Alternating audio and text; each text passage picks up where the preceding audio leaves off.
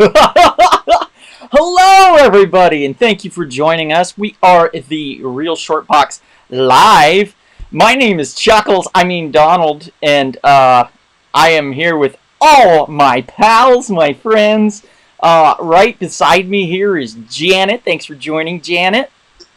Hey. Hello, Janet.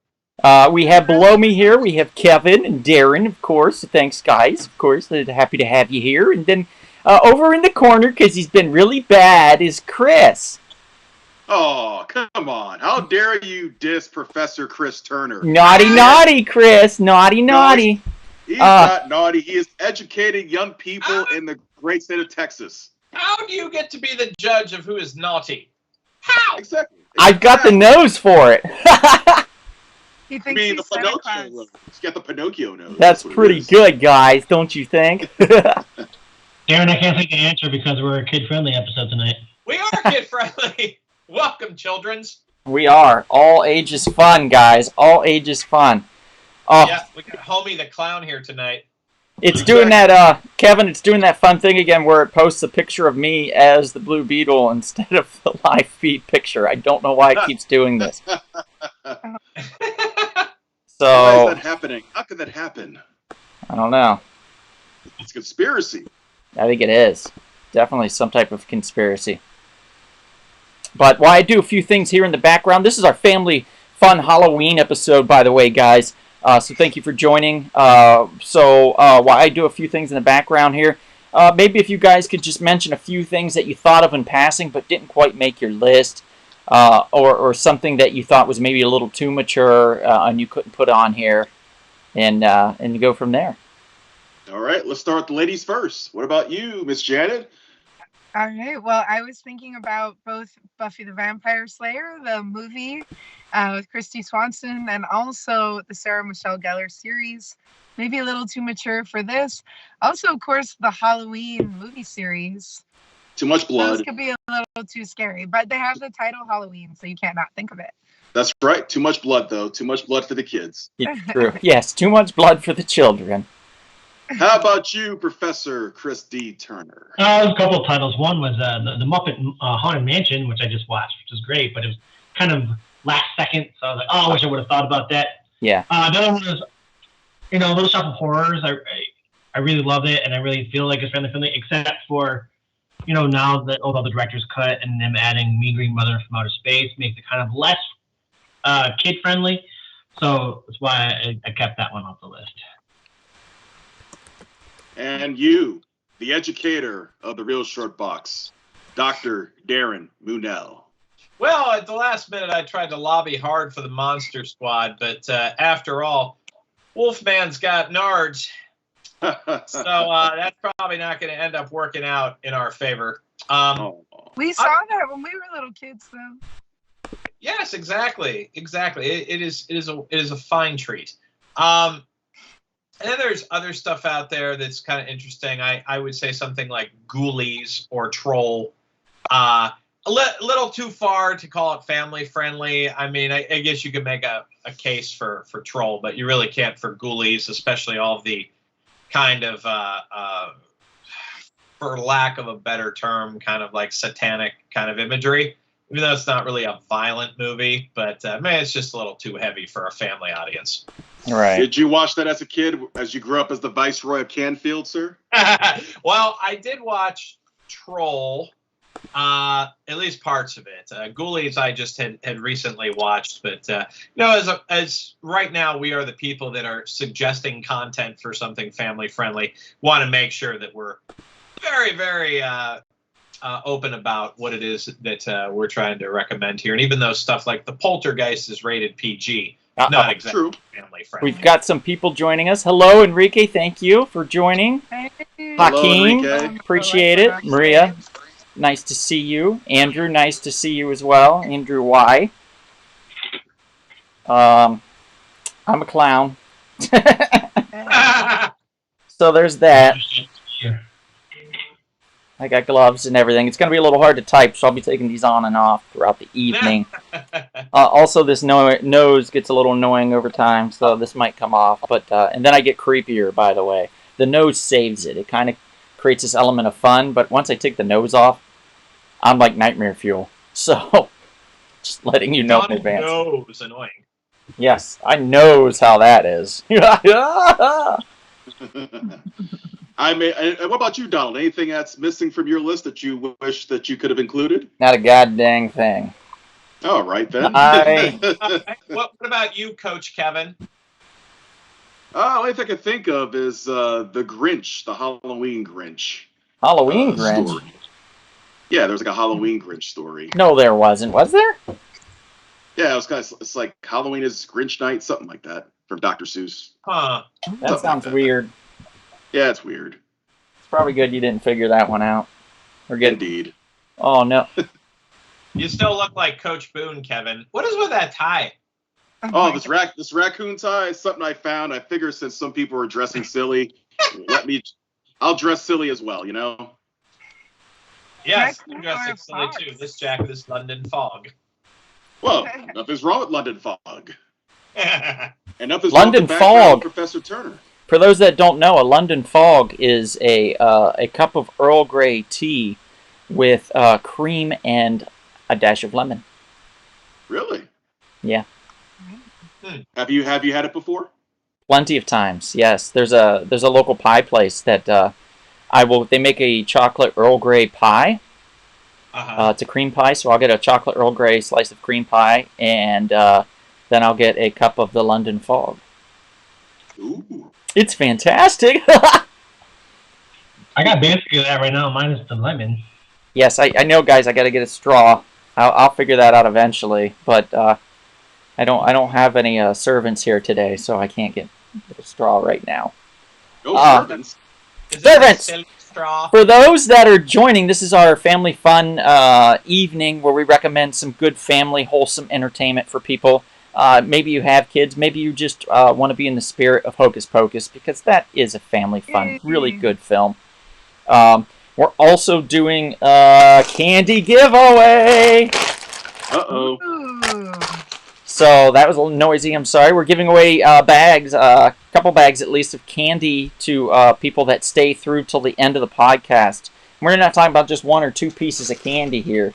This one, for instance, has 35 pieces of candy for you. You don't have to give these to kids at Halloween. This is for you to eat on your own, They're supposed to give away to kids for Halloween. crying in your bedroom whenever you want. Whenever you want. No, he's supposed to give it to kids for Halloween. There's How dare that. you, Donald? Shut up there, Foxy. One other thing I want to mention, guys, is that the 28th of October is a big day for us. Huge day for us. That's Scorcher's Big day! It's Frank's birthday? It's 10/28's birthday. It's 10/28. Oh, man. Well, That's funny. 10/28... It's my sister's birthday, too. Yes. Oh, well, then it's a triple important day. Basically, what's going to happen is we have our 200th podcast is going to be Woohoo! brought out. Wow. 200. 200. Halloween 200. 200th episode. So that's a big, huge thing for us, guys. Really big, really huge. And we're doing a giveaway for it. And the giveaway is we're going big, or we're going home here.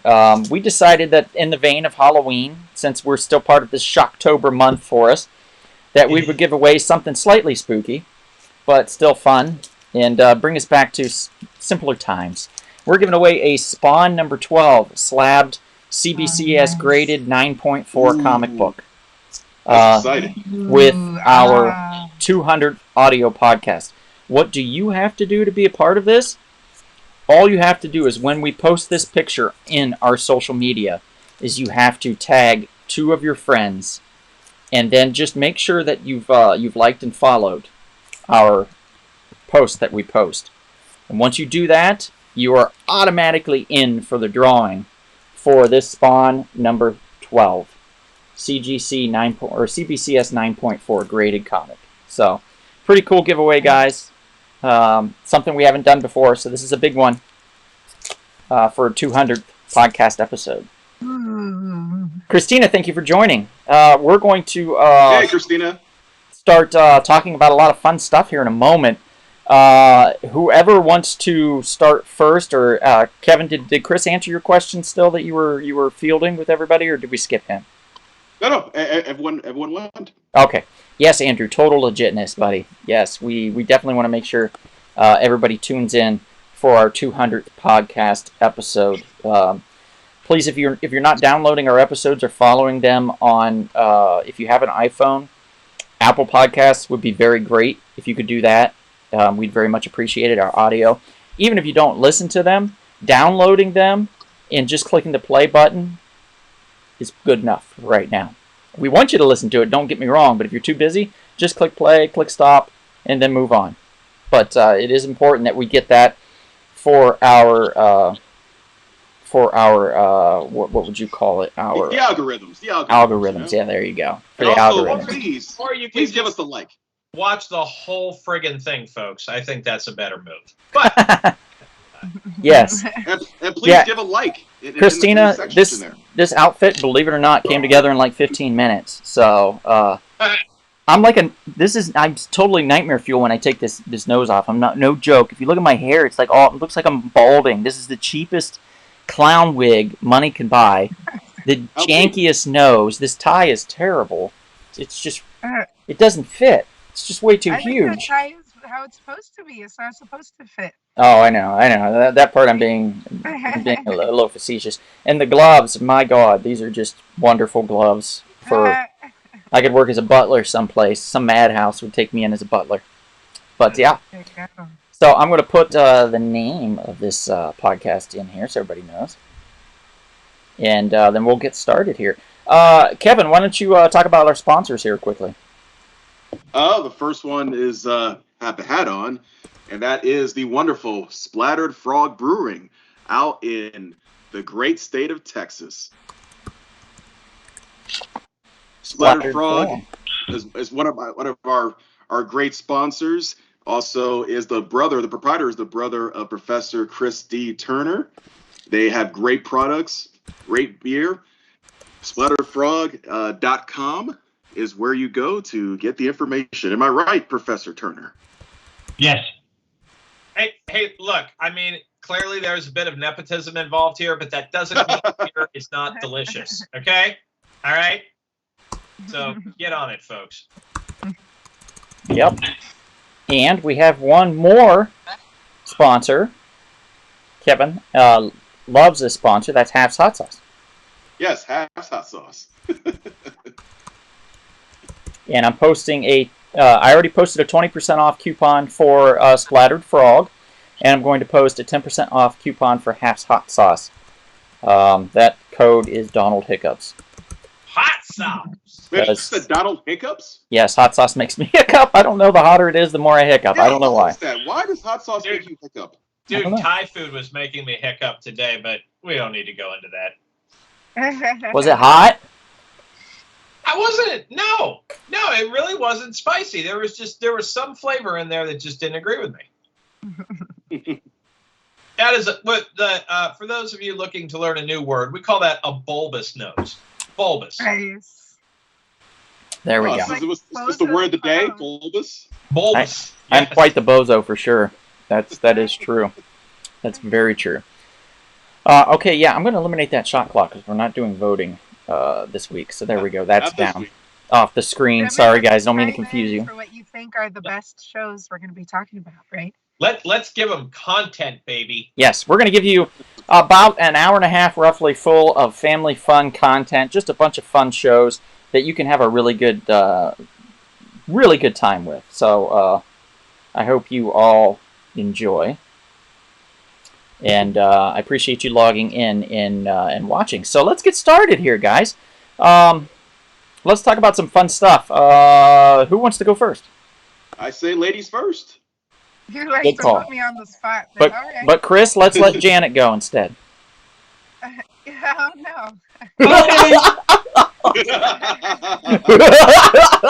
The most ladylike. So I was thinking about one that you guys have not seen, but maybe our listeners have, which was the Super Mario Brothers Super Show. I think I'm getting it wrong, but they put Super Scary Halloween Show. And so apparently they have bats in their warehouse area where they live. That's kind of like, Kevin, it's a little bit like the Ghostbusters firehouse. I think you gave me the wrong photo. Well, Yeah, they're rats. I was trying to find a photo for it, but you know what? It's pretty cool though. That photo's pretty cool. That's a pretty cool photo. It's pretty scary, but it's pretty cool. So they say that there are bats in the house and they want the exterminator to come, but when they call for an exterminator, it's Dracula. And he basically just joins in with the bats. And the bats don't ever leave. They just like carry on and create mischief and have a lot of fun. And they have fun with Dracula too. And he joins in and they've got their Italian accents and he's got his like Romanian accent. Super, super fun, super cute. And that's kind of all I have to say about that. I also want to give a shout out to my Aunt Amy Bono in Cincinnati. All right. We got 3 Ohio. So are we just talking about one at a time, or?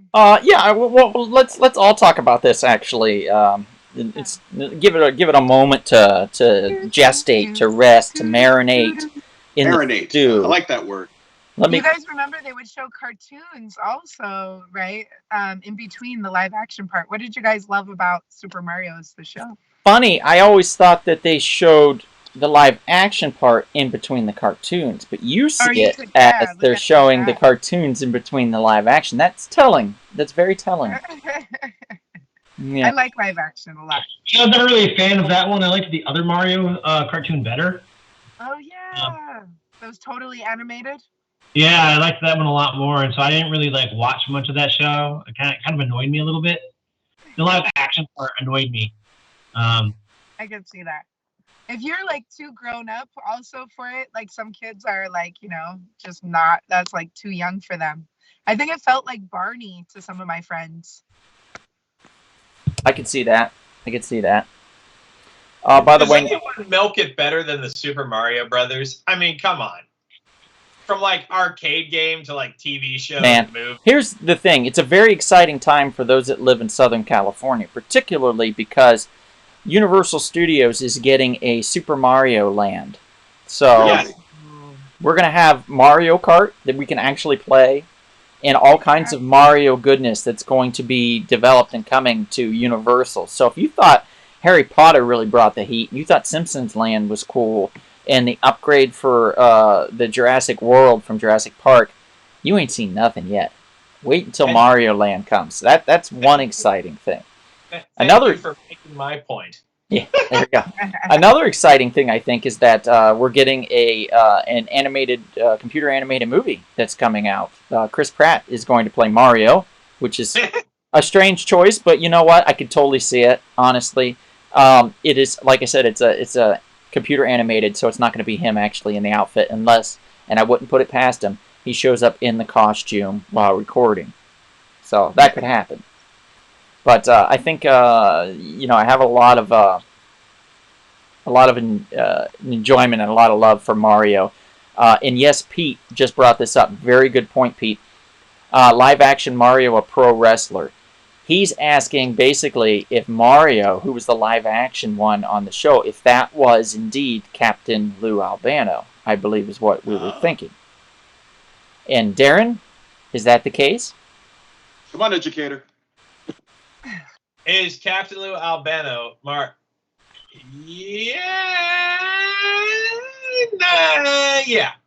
Yeah. Yeah, so that was... I've only seen about 3 episodes of it, but yeah, that is accurate. Comment in the chat. Yeah, he did a great job, too, actually. Really brought the character to life. Both of them did, Mario and Luigi. I thought they did excellent. So I was very happy with their performances in the live-action world of Super Mario.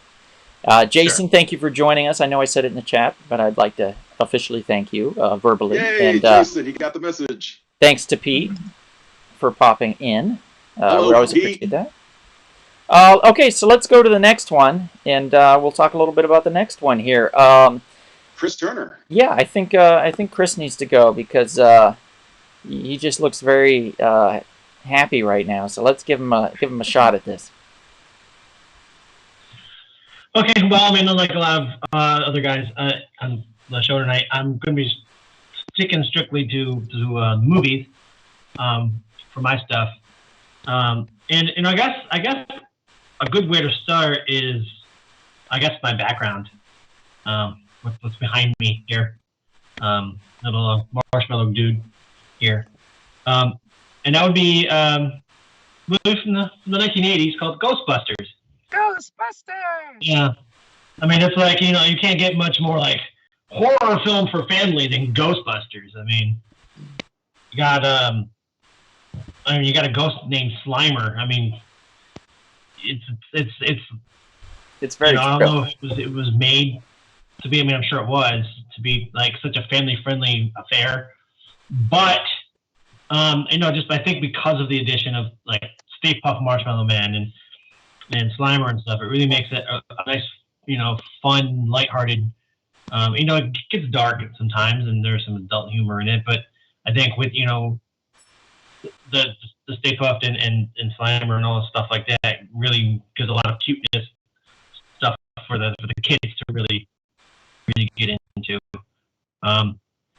And so for that aspect, I really feel like it's high up on the list of what you can do for family friendly Halloween type entertainment.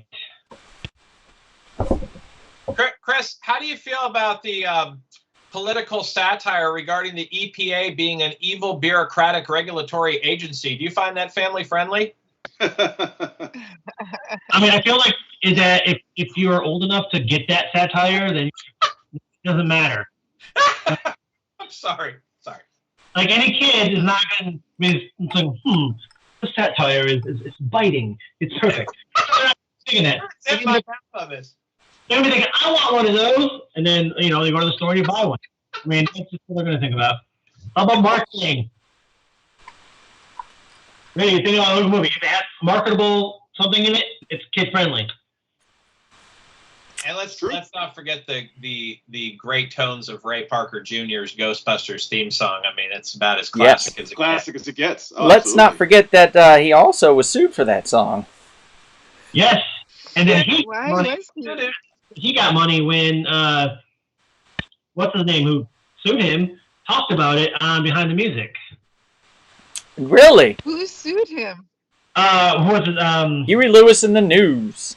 Huey Lewis, yeah. But there was a thing where neither of them could talk about it. But then Huey Lewis talked about it for 20 minutes on Behind the Music, and so then I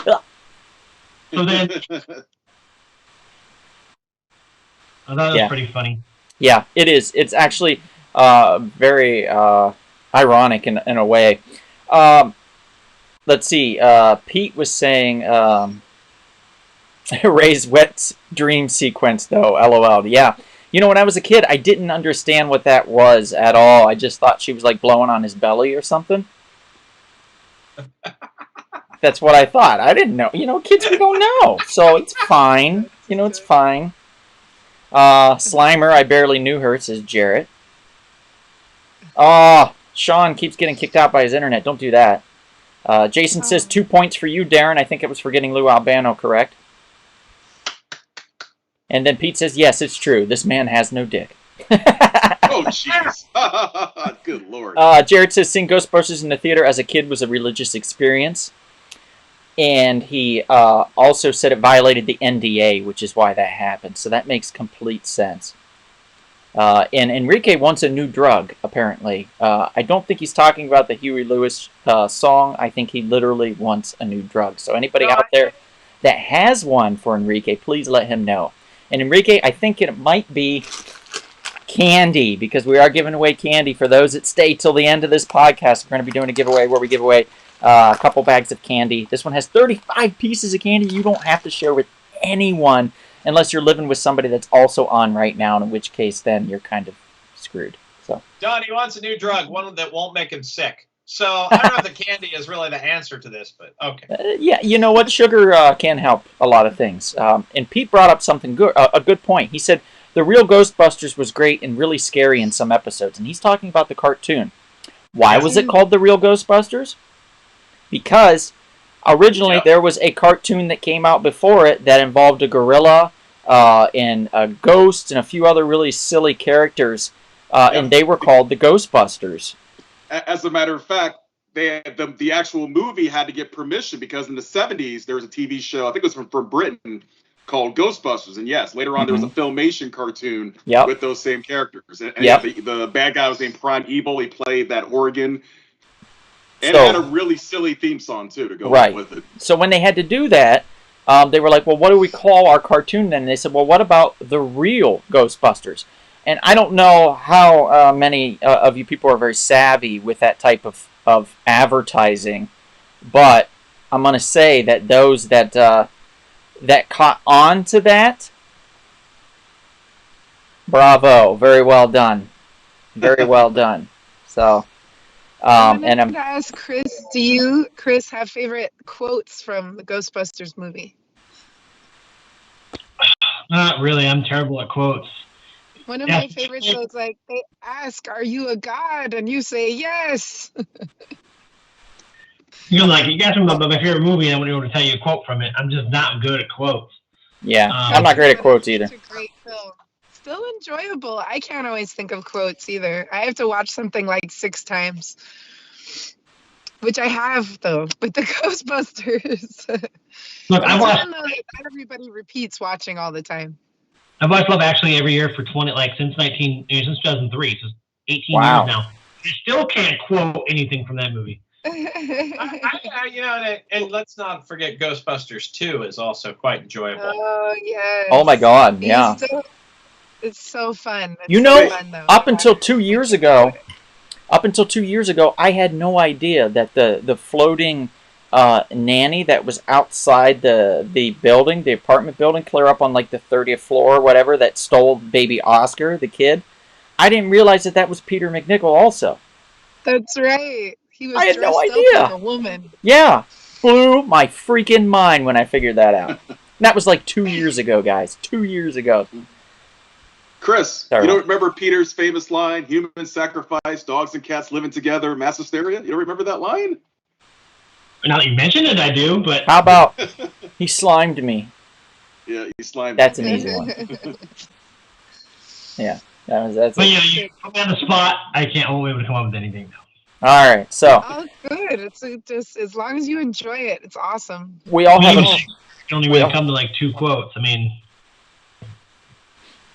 We all have a great love for Ghostbusters, for sure. Absolutely. Hey, there's Rob joins. Thanks for joining, Rob. He says, Rob. what about the Hey, Twinkie? Rob. What's up? Did you tell him about the Twinkie? I have seen Oh, shit that'll turn I you told him white. something. It's just a great film. I mean, it's a film that was firing on all cylinders that I'm amazed worked so well. You know what I mean? Like, this could have been terrible. This could have been a really bad film if you think about it. But it wasn't. It was an amazing film that kind of charmed a generation. And a lot of us, really, even now, those of us that watched it as kids are chomping at the bit for Thanksgiving when Ghostbusters Afterlife comes out. Because we know that the boys are going to be back.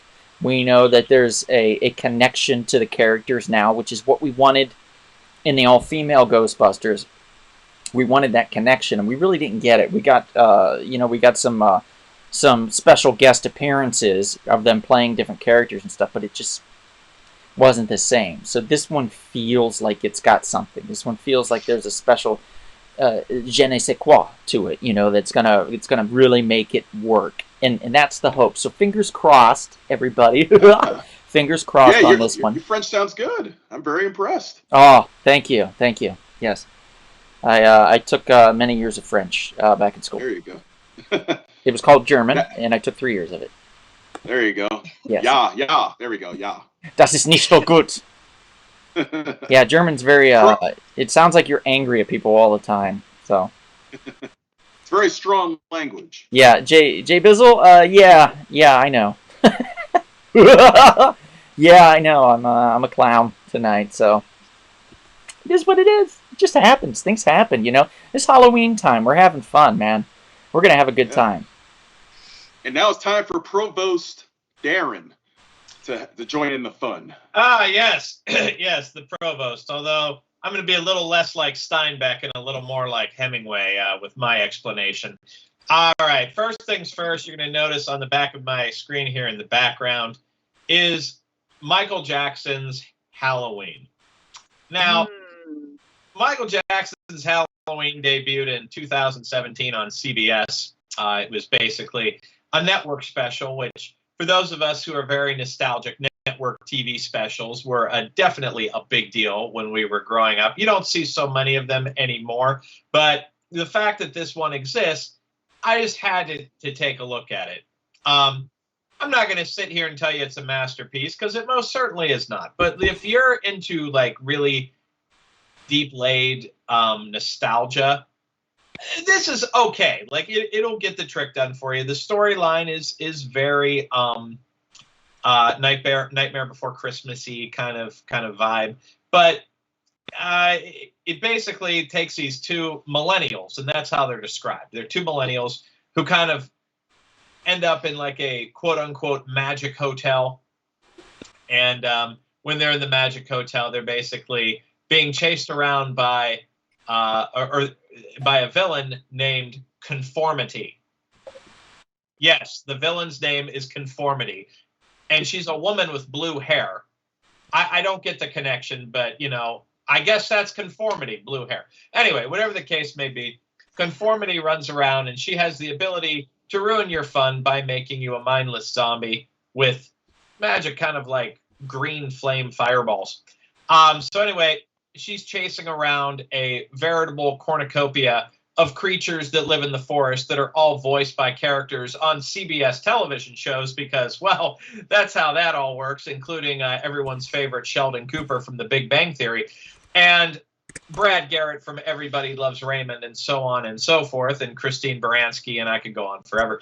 But anyway, you get to see a few moments, not enough of them, featuring some Michael Jackson songs, not his top of the line A songs, but maybe like his B+ songs, his A- songs, and stuff like that. So if you're really into Michael Jackson, I would recommend it. Halloween story wise, it's okay, but it is definitely very, very, very, very kid friendly. And Michael Jackson's Halloween should be on your list if you have a child. Very cool. When did Michael Jackson pass? Was it? It was just June 25th, 2009. 2009, and this came out in 2017. Yes, that's when it debuted. So they used his music. Yes. In a story. More or less, yeah. There's really not a Permission. Michael Jackson connection to him, the actual Michael Jackson. There's just a lot of imagery and a lot of music. Do you think this was a cash-in? Of course. I mean, it's a CBS, network special, of course. Yeah. But it's also not such a big cash-in that they expected massive ratings. I mean, I honestly had never heard of it in my life, and I thought you were joking when you mentioned it. No, I was no not. clue. Had no clue, so I'm really shocked to even find out that this exists. And now I have to see it. Yes, you do. Yes, you do. Oh my God, Jarrett.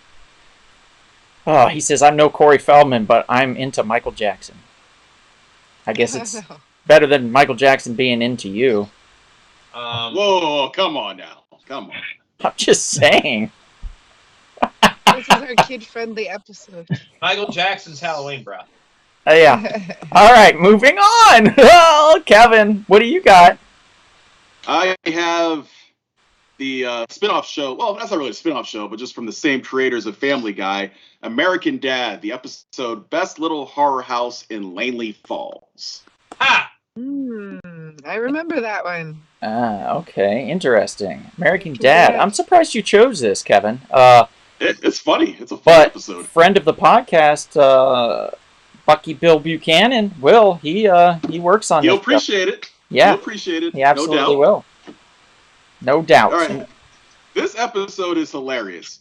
Basically, Stan, the CIA, man, the dad of the house, I guess for 8 straight years, he always talked about having like the best, Halloween house. So people come over and they get scared out of their wits. They have a good time. But the neighbor across the street, Buckle, he went up some basically. He basically has his house set up much nicer and cool special effects.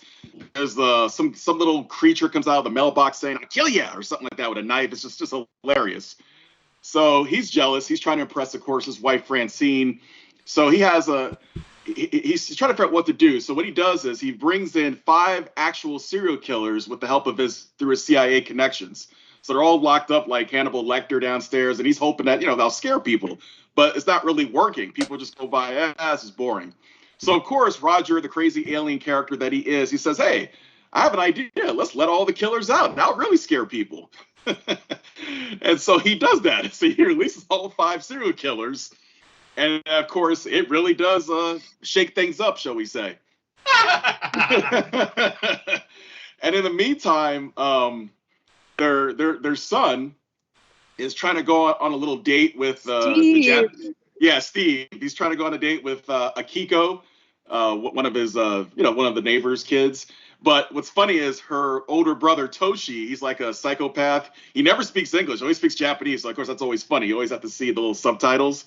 So he gives him a warning. You better have her back by sundown or else. So of course he doesn't. They're hanging out much longer. So he have a little montage. He takes out his sword, saying, "Anytime the sword's withdrawn, blood must be shed," or something like that. So of course he chases and he finally finds where they are. And he's trying to kill him with the sword. It's just hilarious. But what ends up happening, he ends up talking to him and say, "Hey, Toshi, look, man, you can't treat your sister like this. You got to let her live. She's older now. Let her be." So then he's like, "Okay, you're right. I feel ashamed." But then this crazy little plot twist happens where everyone back at their house, Stanley Freeze's house, are running for their lives. And all of a sudden, out of nowhere, Toshi comes and kills all 5 of the serial killers, just chops them up, cuts their heads off and everything else. It's just freaking hilarious. Now, I know that isn't very family friendly or sounds very family friendly, but the way it's done, it's comical. Trust me, it's funny. It's funny. Maybe 12 years old. Yeah, maybe 12. Yeah, maybe 12 on up. But it's a great episode. It's hilarious. Okay. Oh my goodness. It's no Michael Jackson Halloween, bruh. No. Yeah. It's not Ghostbusters, but hey, it's fun. All right. Well, to cleanse your palate from that horror fest that is a guy slashing people's heads off and Kevin laughing maniacally over it. It's hilarious. I'm sorry. It was a really funny episode. See? Thank you. I'm going to Yeah, talk I love about American Dad. something that's near and dear to our podcasting brother Jarrett Galante's heart. I'm going to be talking about Over the Garden Wall. Now, this came out like in 2014, I believe, so it's about 7 years old, and it is basically it's about 2 half-brothers, Wart and Greg, who become lost in a strange forest called the Unknown. To find their way home, the 2 must travel across the seemingly supernatural forest, and occasionally help like wandering characters. There's a mysterious elderly dude, he's called the Woodsman, who's wonderfully played by the voice of Christopher Lloyd, so he does a great job. There's Beatrice the Bluebird, who travels with the boys to find a woman called Adelaide, who can supposedly undo the curse that's on Beatrice, where she actually used to be human, and they turned her and her whole family, entire family, into a bluebird. So she's trying to undo this curse. They're trying to help. Wart's brother, Greg, happens to have a frog friend, or a toad friend, I think it's a frog, that basically they rename in every episode. This was Cartoon Network's first ever mini-series, by the way. It ended up being 10 episodes long, about 11 minutes per episode. The thing that I found to be pretty great about Over the Garden Wall, and I know this picture, it's not the best picture or representation of the series, but what I found to be great about Over the Garden Wall is it's like a fairy tale told in a more with a more modern twist. In other words, like the characters seem more modern, and they're stuck in this fairy tale world filled with like singing frogs, and like clouds that dance, and storms that come in and attack them, and just I think the brother Greg is hilarious in this. He wears a teapot, an upside down teapot on his head, because it was Halloween around the time, and he was pretending to be an elephant.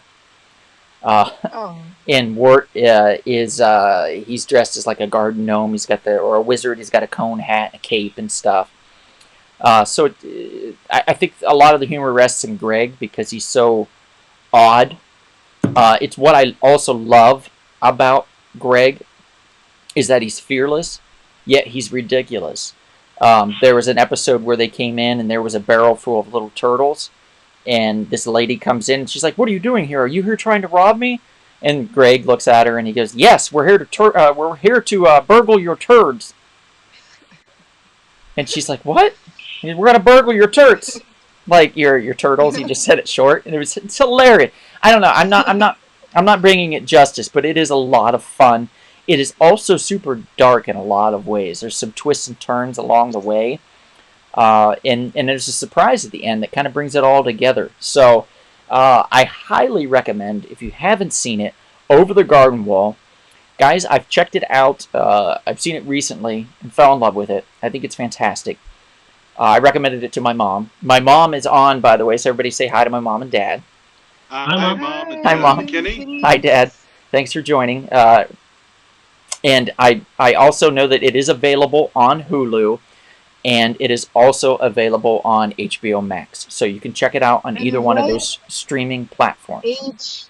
What age is then, Donald? Because you said there's some parts that are dark. Well, the dark parts are just like there's a forest demon. There's a giant black wolf that chases after them. Things like that. There's a guy that he has to keep this lantern lit in order to the woodsman. He has to keep the lantern lit in order to keep his daughter alive. That kind of adult element. Still like first grade is okay. It would still be 6-year-old? completely fine for kids of that age. Yeah, absolutely. They wouldn't know, in other words, those dark elements. But it does have the fairyland tale aspect that you were getting something like Snow White or Sleeping Beauty, along those lines. So it's very beautifully done. It's an animated feature. You can watch it all at once, all together, and make a movie out of it. It's a really, really good show. I'm going to read a couple comments here. Enrique says, that's a great American Dad episode, Kevin. Sean says, I love Over the Garden Wall. He also said candy pants. So, yes, Greg did have candy in his pants. It's part of the charm of Greg.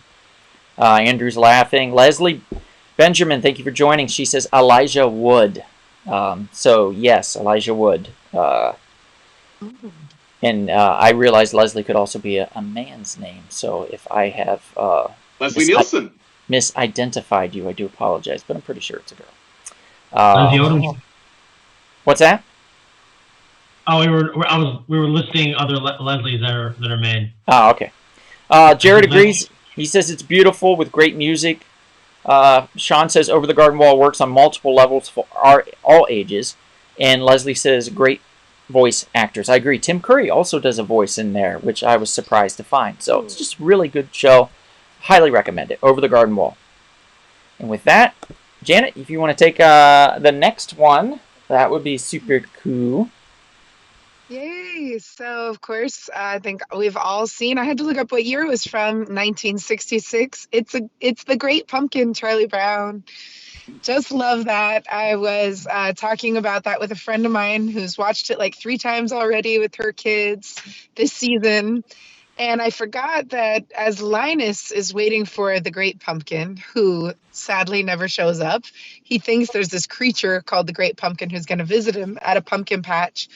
Then I forgot Sally comes by, Lucy comes by, Charlie Brown comes by.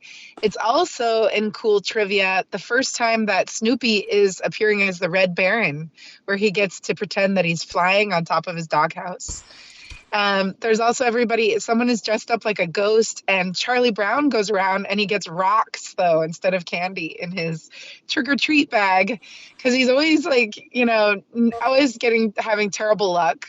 But it's really, really cute to see Linus waiting. We're all waiting with him to see, is some kind of ghost or a giant pumpkin going to show up? And he never does. And I think Linus falls asleep, if I remember, in the pumpkin patch, just waiting. And it's just such a cute story that I definitely have to watch it every year. And usually comes on TV, but, you can definitely, I think it's on Hulu and Netflix already right now. So what did you guys think of that movie, if you've seen it?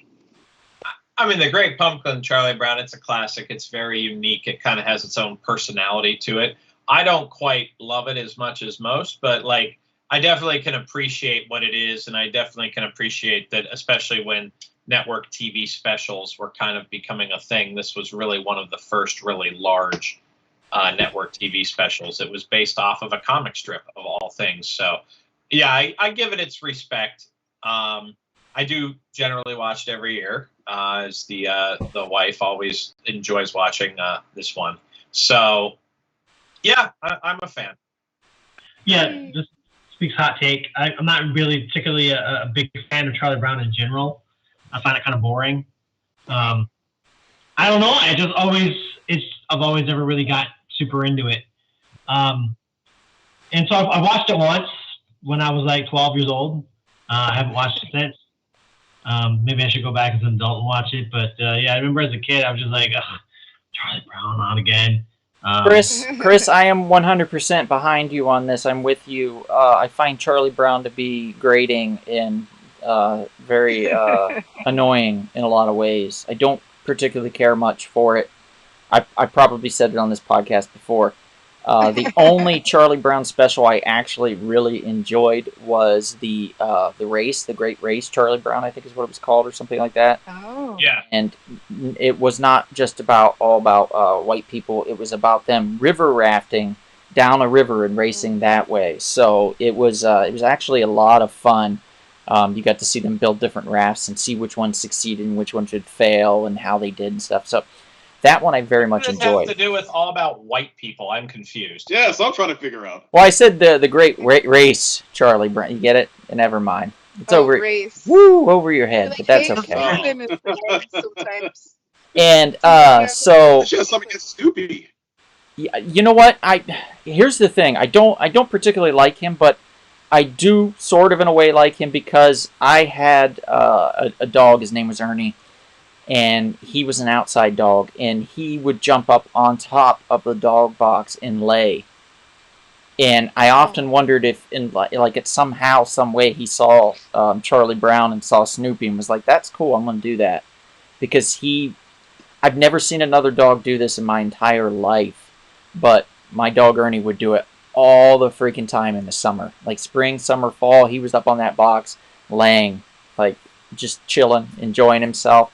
And, I think if you're an outside dog and you don't get to travel that much and do that many things, I think it gives a different dynamic, and like you feel like you're on top of something and you've moved and things are cooler up there or something. So I totally get that.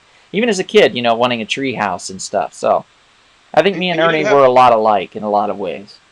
And you didn't have a teacher that went, wow, wow, wow, wow, wow, wow, wow, wow. You didn't have that? No. Nice. Or your parents were just never around. Right? Yeah. No, my parents were around all the time. I couldn't get away with anything. Nice. What did you think of the It's a Great Pumpkin, Kevin? I haven't seen it in a long time myself, just like Chris, but I remember it was fun. I remember watching it. It was a fun thing back in the day. So I have nothing against it. Do you generally like the Peanuts gang? Or? Except the Christmas special. I'm not a fan of that. It's very depressing. You want to, I'm not a fan of that one. It's depressing.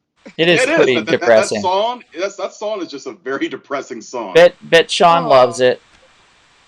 Christmas time is here. Time for let's not revisit that. We're just gonna let that one go. When they have a dance party and they're all dancing. Well, that's fine. That's the only part I like. That's the only part I like. Yes, Mom, he was a good boy. Ernie was a good boy. He was a good dog. Loved Ernie very much, very much. If there was a Pet Cemetery, would you bring him back? Moving on. All right, Chris, what do you have? Christobel. Pet cemeteries and talk about Frankenweenie. Nice pivot, Chris. It's funny because I got a couple movies to talk about today that are by Tim Burton, and I don't necessarily particularly like Tim Burton as a director, which is kind of funny that a couple of things that we're talking about are Tim Burton movies. Now, Chris, are we talking about the stop motion animation, the live action, or both? The stop motion animation. Okay. For those that don't know, Frankenweenie has survived several different incarnations. One being the original, with Daniel Stern actually as the dad, being Frankenweenie, which was like a half-hour short that played in front of a film. I can't remember which film, on the big screen. and then was released very briefly. I believe it is now available on Disney Plus. You can find it there. And then there's also the Frankenweenie stop motion animated film that is, Chris will explain, quite spectacular as well. So go ahead, take it away, Chris. Sorry. I mean, you know, you got the story of Frankenstein, but like with a dog, and it's great, and it has an amazing cast. Winona Ryder, Catherine O'Hara, who I absolutely adore, Martin Short, Martin Landau, and then a huge cast of like super famous like voice actors who've been in everything. And you know, it's I think it was the first Tim Burton movie I watched that I actually really enjoyed. Because again, not a big Tim Burton fan. There's only maybe 4 or 5 Tim Burton movies I like. And you know, this one, it's like I said, it is animated, and it's the stop motion. I love stop motion. I think it's my favorite type of animation that they have ever invented, ever since California Raisins back in the day. And being able to see a cool movie like that, and just, you know, the fact that it's black and white, which is really cool. Which is interesting because I showed it to my class last year when I was trying to do stop motion, and they thought it was boring because it was black and white, and my heart was devastated. And it's just I don't know what it is about kids today, and so maybe it's not kid friendly anymore. I don't know. Maybe because of lack of color. I don't know. But it's probably one of my all-time favorite animated films. I just love dogs, and I love just, you know, the Frankenstein story and how they be able to make it just such a lighthearted but kind of like dark story about a kid loving his dog and trying to bring it back to life, and the mishaps that ensue for it. Yeah, I agreed. love that show. That movie. It was a movie, right? Or Yeah. I love that. That was really creative. I thought, yeah, the art, the stop motion was amazing. It was so creative, and the characters are so lovable. And yeah, it makes you just think about dogs that you've loved, that you've had, or, you know, it's really sweet. Let's see here. We've got Pete says also had the kid from Neverending Story. That's right, it did in the live action. Oliver Berry? Oh. Jesus, if you know that name, that's okay. Well, it's not I love that Francis. kid. Right? Yeah, it's not. Yeah, it's not him. Maria says Frankenweenie live action is one of my must-watch every year movies. They did a good adaptation for the animated movie. Janice K1 says hi, Janet. Hi. And Hello. Sean says my godson is 9 and has loved Frankenweenie for a couple of years now. So that's pretty cool. That's pretty cool. Frankenweenie's great, Chris. That's an excellent choice. I'm glad you chose it, to be honest. So, you know, those that haven't seen it, definitely check it out, because it is one of the best retellings of the Frankenstein lore, so to speak. They do a fantastic job with it, and it is, I think, Tim Burton's last great film. I don't know that we'll see another. I haven't seen the movie. I haven't seen the live action version of it myself, so I'm gonna have to go back and watch that. I keep reading that yeah, you definitely have to watch it, Chris, because I think you'll love it. Honestly, I think you will. Okay, so next, I believe, is Darren? Indeed. I'm going to go with what I feel is the finest of the Jim Varney library in Ernest Scared Stupid. Yeah. Ernest Scared Stupid, I actually remember watching it when it came out. When I was much younger, I would say I was probably about 12. Ernest Scared Stupid was way better than I expected it to be. I think it was really one of those pleasant surprises, to say the least. Like, there's some really good moments in it. The similarities in tone between Ernest Scared Stupid and Hocus Pocus are pretty apparent to me. As far as the magic element, the you know, instead of witches we have trolls, you know, but it actually finds, to me, the right balance of a family-friendly Halloween movie and the Ernest character. So the Ernest character is very slapsticky, very punny, you know, very just kind of over the top, goofy. but he's a little less of that in this, and I think it really helps this movie become cool. Which was kind of interesting is in the scenes he's in with Eartha Kitt. Eartha Kitt is way more over the top than even he is, so that was kind of like a really good dynamic. So it's one of those few moments too that you'll actually see Ernest have an honest emotion. You'll see him angry, you'll see him sad. And it's legit. So, I mean, because I think sometimes people forget Jim Varney was a very good actor outside of, all the Ernest pictures, And I like the look of the movie. I like the scenery of the movie. I like the tone. The jokes are good, but they're not ridiculous. This is really like a great child-friendly Halloween film. It is definitely not. It is a little scary. Not too scary, but it is a little scary for a kid. And I think that's the right balance that you need. I agree. That was so much fun. It was hilarious too. I laughed at it, and it was just so cute. And I love his accent, his country accent. It was really, really great. I always forgot. Who was he talking to? It's like Vern. Who was he talking to? Oh, Vern. Vern. Know what I mean, Vern? That's from his TV Vern's show, like Hey the Vern. cameraman. And also, too, they invented the product of Miak. It's true, they did. What was that? For those that don't Yeah. know. What was that product? It's kind of like rubber cement. Oh. I don't know what Miak is. I mean, I don't know. this is coming from the same guy who created a platter called Eggs Erroneous. Okay, like I mean, his type of humor is goofy and kind of absurd. So Yeah. And it's fun that Jim Varney wanted to keep doing this character as long as he could. Really, I think it really shows a love for the character. And there's so many good ones. I think another classic that we're probably going to revisit around Christmas time is Ernest Saves Christmas, which is another, I think, really, really good, really strong Ernest film. One thing about this one, the goblin thing or whatever you want to call it, is one of the scariest little sons of I've seen, like, on the silver screen. They do an excellent job of making him creepy as heck. Like, I'm amazed. I get scared every time I watch it. And I'm a grown-ass man, and I'm still scared by that thing, that goblin thing or whatever you want to call it. It's surprising how well they did with that, and the costuming, like the makeup and stuff, and the rubber suit that they put the guy in. It's just great. It's just such a good time. Shout out to all from Norwegian. Hey, Dino, thanks for joining. Hey-o! Let's see. Pete says, every time someone mentions artichokes, it always reminds me of Ernest Scared Stupid. Mother's Miak. Sean says, Ernest is a classically trained Shakespearean actor.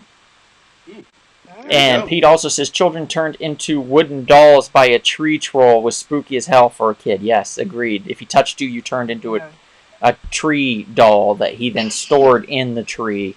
And once he got enough collection of you, he would like grow and become even stronger. And then I don't know what his ultimate goal was, to take over the world or something. I don't know. He just was creepy. He was a creepy troll for sure. Creepier than the trolls from the movie Troll, oddly enough. Go figure. Kevin, you got another one for us? Yes, I'm going to go with another one of the Rhode Island School of Design's most famous alumni student, Seth MacFarlane. And that is a Family Guy episode called Halloween on Spooner Street. Yes. Oh, yeah. Yes, this another very family-friendly. Well, I'm not gonna discuss like a part of it for obvious reasons. I'm gonna leave that part out. I'm gonna stick to the Stewie Brian section. All right. That's freaking hilarious. Although the first part is a little crazy, but basically Stewie, he sees trick-or-treaters, he doesn't understand. He's thinking like they're real monsters, so of course he gets his M16 out and starts shooting until Brian says, hey, calm down, man. Of course. It's not what it's about. So he dresses him like a baby duck and they go around, trick-or-treating. He's getting candy, Stewie looks a little adorable and all. And then all of a sudden they get confronted by these three older boys who steal their candy. And so he says, "Hey, Brian, get the candy back." So Brian goes and tries to get the candy back, and he's been all polite. "Hello, fellas, can you just give the little boy's candy back?" And then, of course, they spray paint him pink. The Pink Panther goes by, and he's all miserable. "Oh, you still just like to be pink?" "Yeah, it sucks, right?" It's just so random. You always have these random things that happen. And so they are both pissed off, and they devise a strategy to get the candy back. And Brian, of course, is like, "Hey, you know what? Let's kill him." "Okay, yeah." "Oh no, you're not serious, right?" No, we're not going to kill him." But of course, these two are nuts. I love these characters. So Stewie fires a bazooka, and he misses. He ends up killing Godzilla somewhere in another country. I don't know how that happens. And again, it's so random. But eventually, what happens was he figures out, you know what? I'm about to go to Plan B. Mom. So of course, Lois goes to one of the kids' kid's house. He talks to the kid's mother. It's like, "Hey, you did my kid wrong. Give him his candy back." So Lois is like hardcore mama bear. Not only does Stewie gets his candy back, he gets the kid's candy as well. Then on top of that, Lois is like, "You know what? By the way, you owe me $40 for all this trouble." And the lady's like, "I don't have $40 on me." "All right, I'm coming back tomorrow. You better have $80 for me." So it's just hilarious. I mean, Lois just went full gangster mom on this kid's mom. So it's got to show, a mother's love will go that far when necessary. You pick on someone's kid, there's a price to pay. So fun episode. Fun episode. I'm a little worried that blowing up Godzilla is kid friendly. I don't know. Well, look, it's Godzilla. It's Godzilla. It's true. Oh my gosh. History shows again and again how nature points out the follies of man. Family Guy's fun. It's a fun show. So you like the episode, Janet, you said? I loved that. I totally forgot about it, though. I haven't seen that in so long, but I love Stewie. Oh, my God. Yes, Stewie and Brian, I love that combo. That's the only reason why I would actually watch that show is because of those two. The other characters, Quagmire. That's the other character I like. Completely to a lesser extent. Hey, Stewie. Hey, Stewie. Peter's great. Come on. Peter Griffin here. All right. Peter. He's all right. Hey, Stewie. Peter Griffin here. Don says some of the best Halloween TV is the Halloween episode of Bob's Burgers. The Haunting is especially good. Oh, yeah. I love that one, So too. check that out if you get some time. I am going to talk briefly about one that I actually watch, or try to watch, every year, if possible, around Halloween time. It's one of my favorites. And I'm talking about Monster House. I'll give you a moment here to try to shrink this photo. It's pretty large. So bear with me here. It's from 2000-something, Don. What year? I don't think I can shrink it. I think it's from like 2009 or something like that. I can't remember. Oh, yeah. 2006. 2006. Yeah, this picture I can't shrink at all, so I'm gonna just have to go without it. Sorry, guys. It's way too large of an image for me to grab the end of it and shrink it down. So, Monster House. What is Monster House? Monster House, to put it ever so briefly, is about a 12-year-old DJ who goes on an errand for the weekend, leaving him and his parents go on an errand, and leaves him behind with his in the care of his babysitter Z, who he kind of has a crush on. DJ has been spying on his elderly neighbor. His Nevercracker is the name of it, played by Steve Buscemi, if I recall, who scares away children from his yard and confiscates their belongings. So none of the neighbor kids like him. It's got this real Burbs vibe to it, by the way.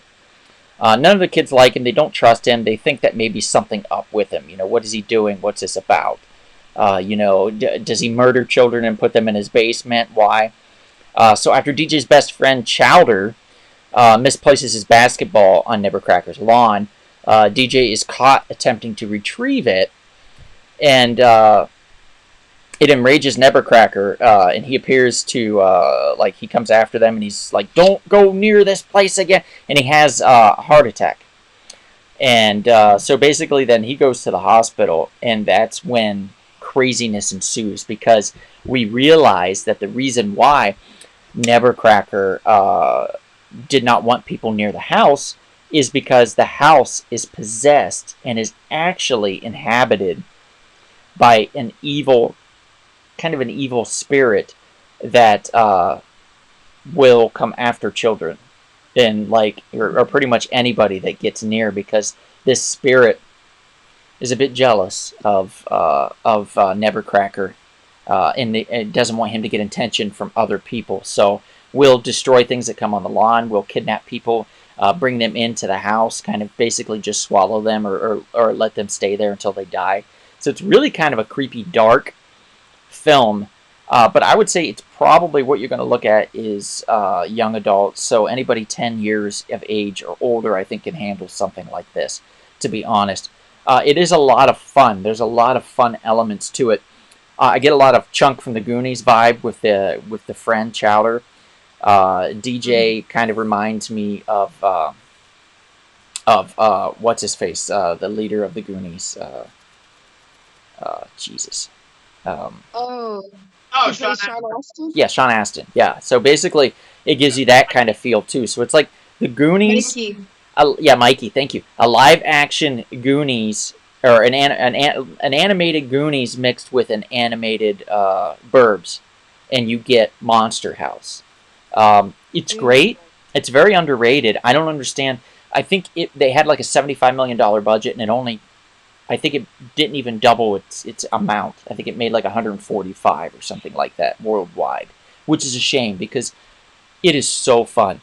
And honestly, I totally could see this as a live-action film. So I think that, sure, it didn't do amazing as an animated film, but I think that you could take the elements of that, turn it into a live-action, and you have a surefire hit on your hands. I just think they chose the wrong format for it because everybody thought it was a kid's film. And those that took their kids, the kids were like, I'm not that into it, or oh, this is scary or whatever. It's great. So I highly recommend Monster House. Sean agrees with me. He says, yes, Monster House is great. Mom agrees with me as well. She says that was a good one also. Yeah, Sean, it feels like it does take place in the 80s. You're right. Yeah, Mom, definitely. That's the piece of it that I didn't say because I didn't want everybody to know. So kind of find that out for themselves when they watch it. But no big deal. So we'll move on then. Let's go to Janet. And what do you have? This is probably going to be your last full fleshing out, and then we're going to go one more round where we just quickly mention a bunch of them all together, and that'll be it. Someone I'm not sure who designated it, so I kind of want you guys to take it away, but, The Simpsons Treehouses of Horrors. One thing that I remember, though, was somehow Bart gets in the machine that's kind of like he's in the movie The Fly, and his head turns into the fly. So it's a little Bart's body with the fly's head, and then there's his head on a fly's body. And I don't remember if there were other body switchings in that, but that's just one of them, because I actually don't even remember like a lot of specific details. But who out of you guys, or do you guys all want to talk about The Simpsons? Ooh, The Shining. Yeah, The Shining's a good one. I'm personally a big fan of the 96 presidential election episode when they're all enslaved, and he says, "Well, don't blame me. I voted for Kodos." Yeah. With the aliens. That was awesome. Yes. I know there's so many we could go into. I mean, Treehouse of Horror really doesn't let down.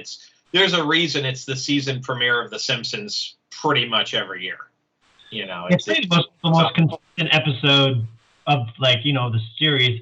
The rest of the series, the rest of the season could be mediocre, but the Treehouse of Horror pretty much always hits it in the head.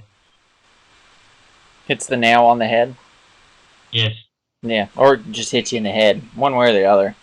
Oh yeah, I was trying to go with more of a horror-themed analogy there. But yeah, now that we're getting down to it, I'm gonna do the nightmare fuel thing now that I've gotten this nose is smushing me far enough. So, Kevin, do you remember some Simpsons Treehouse of Horror? Yeah, just as mentioned, The Shining. So you already mentioned some of them. Yeah, it's a great selection there. Great selection. Classics, and the show. Yeah, gotta love that's still on television. Gotta love the Treehouse of Horrors. Anybody else want to bring another one up? I think, Chris, do you want to bring another film or another show up? Yeah, probably. This is a super important one. I feel we should bring this up. This film kind of like, branches us from Christmas or from Halloween to Christmas, because it's both a Halloween movie and a Christmas movie, and that of course is another Tim Burton movie. Not really, directed by him, but produced by him. And that'd be Nightmare Before Christmas. Yeah, it's actually a Peter Selleck film. Yeah. Not many people know that. Peter Selleck, I believe, is his name. I don't think he's any relation to Tom, by the way, but Peter Selleck created this. He also created Coraline, which is another great Halloween classic for those that would like to watch that as well. But I mean, you can't go wrong with about a skeleton who wants to be Santa Claus. It has great music. Oogie Boogie is a great villain, and I love the art design of it. Like I said, songs are really good. Oh. I love all the different characters and how creepy they are. And, Sorry, Pete. I love that they kidnapped Santa Claus, which I think is just hilarious. It's actually Henry Selleck. Pete is right. It's Henry Selleck. I got the name wrong. It's not Peter Selleck. There's a bathtub with feet. I just feel is like my favorite thing of the whole movie is a bathtub that has feet on it that moves. I don't know why. I'm silly like that. I'm just gonna kick out of that shit. Well, honestly, I think it would be cool to not have to get out of the bathtub and get into the fridge. I don't think I'm the only one that's thought of this. Yeah. So if you had a bathtub with feet, it would just walk you over to the fridge. You can grab what you want, and it'll take you right back. Done. That would be great. Nightmare Before Christmas didn't do amazingly well in the box office, but the real strange thing about it is this movie's got the largest legs you'll ever see in any film known to man. This movie is huge every Christmas and every Halloween. It is a seminal classic now. People always talk about it. It plays in... Chris, I don't know if you went to see this at the LCAP, but it does play at the LCAP usually every year to a packed house. That's El Capitan on Hollywood Boulevard for those of us for people who have not been to Los Angeles. Yes, the El Capitan Theater on Hollywood Boulevard, across or catty-cornered, I guess, from the Chinese theater, which everybody knows because it has the handprints and things like that they do there. My mom says my granddaughter loves this one, and she is 24. Chris is a little older than that, Mom.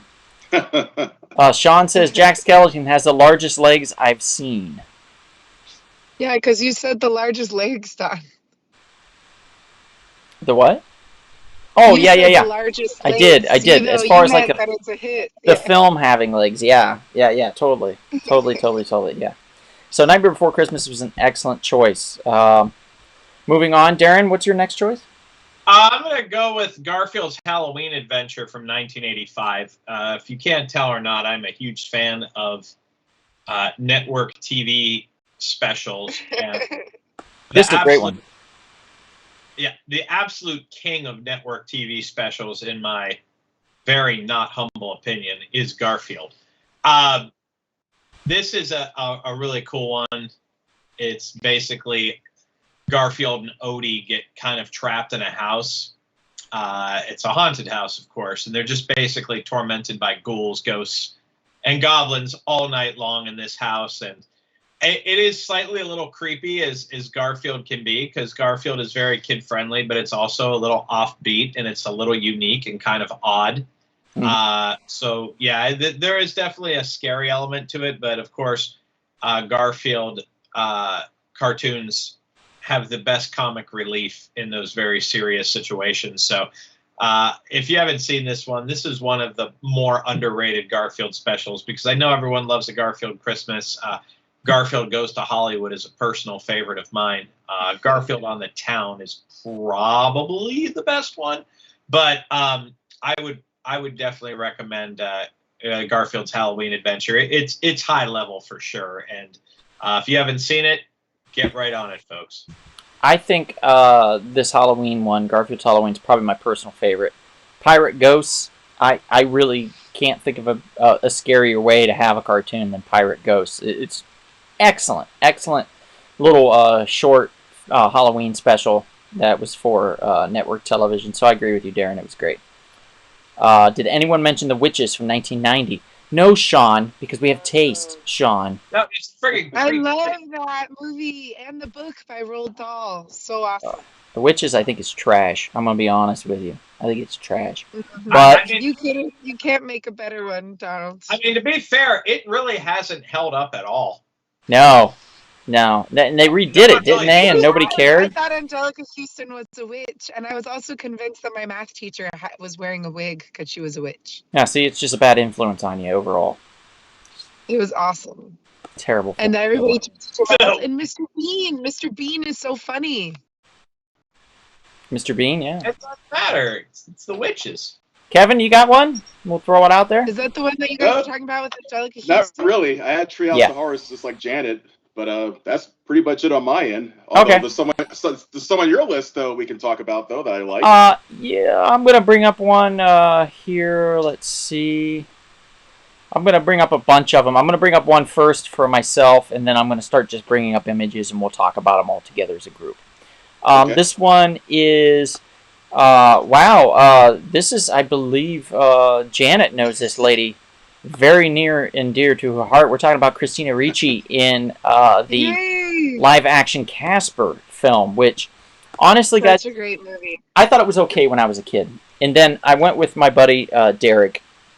Shout out to Derek, and for us hanging out in those afternoon films here and there. I think the one that we did that I remember the most is, what was it? It was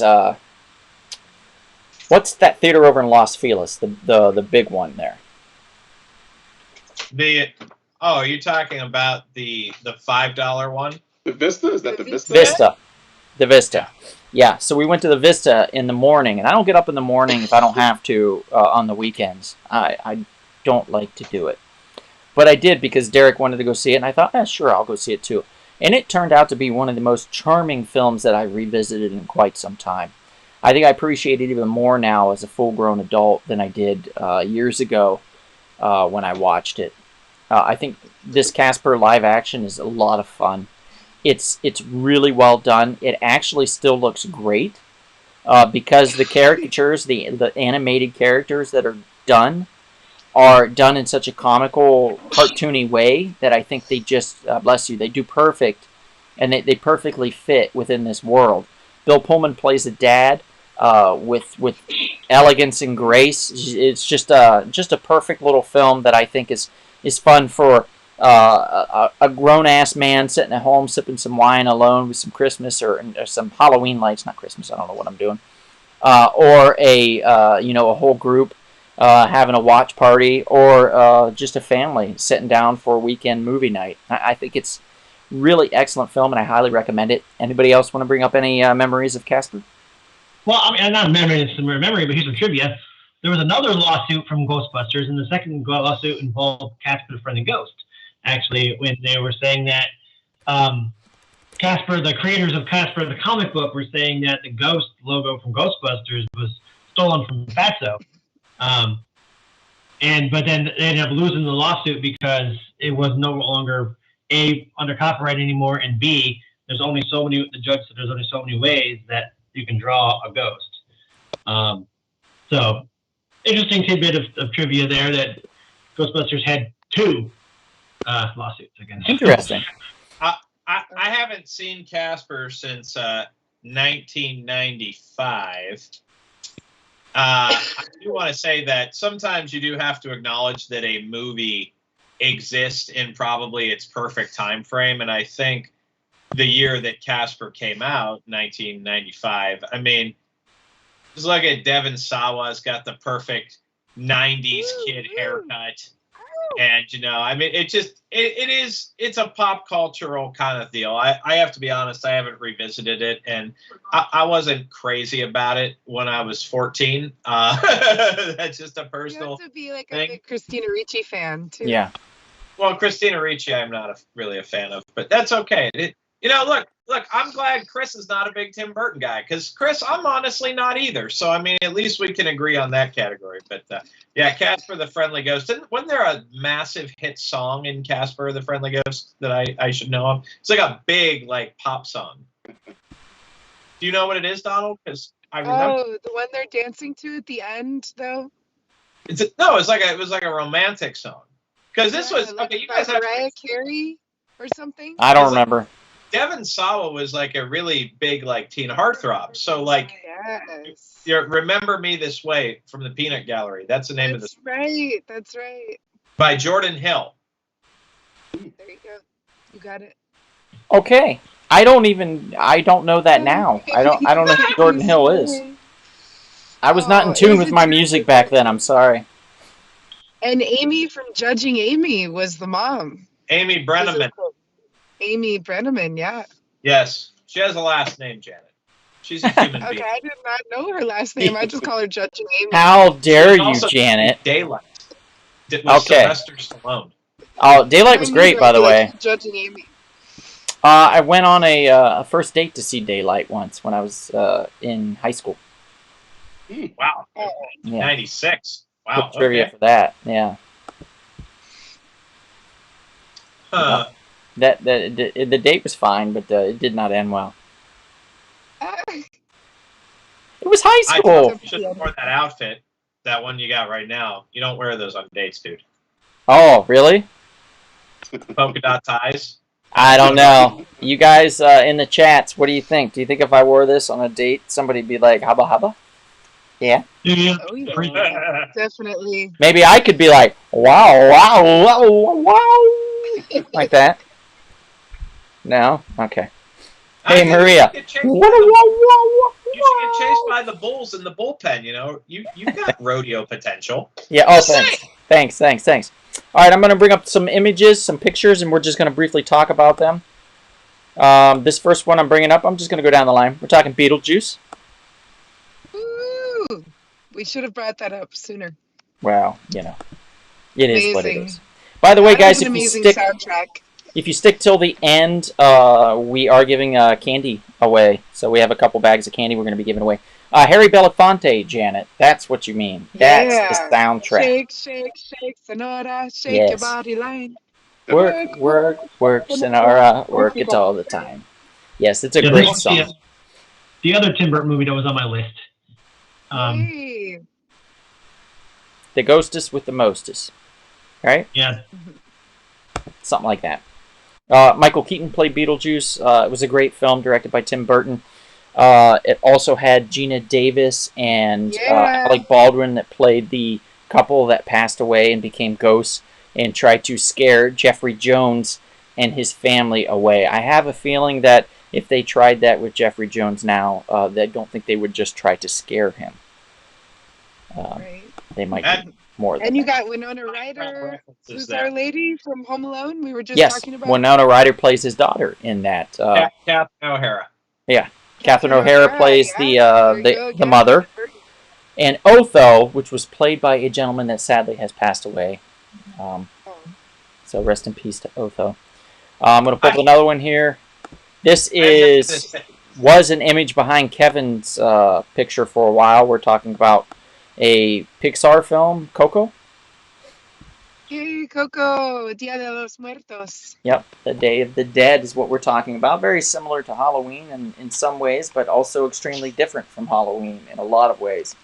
It's a celebration of life and moving on, and also holding fast to tradition within this film. So, it's really Celebrating your ancestors beautiful. that have passed on. Right, it is a beautiful film. Highly Very recommended. beautiful. Like the animation is super complex in that movie. It's like top 5 Pixar movies for me. And way more entertaining than Coco before Chanel. Yes, I have not agreed. seen that. Agreed. So that's Coco. We're going to move on to another one here. Yes, the Banana Boat song, Sean. Day-ho, day-ho. Yes. We're going to move on to another one here. Janet, you get to finally say your piece about this trash film. We're talking E.T.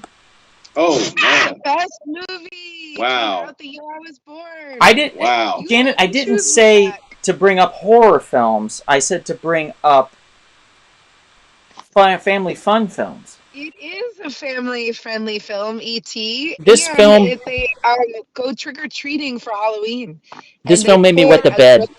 I wet the a bed, Janet. ghost costume on him. It scared me No, so bad I peed. This really like was a massive marketing campaign for Reese's Pieces, and it was quite successful.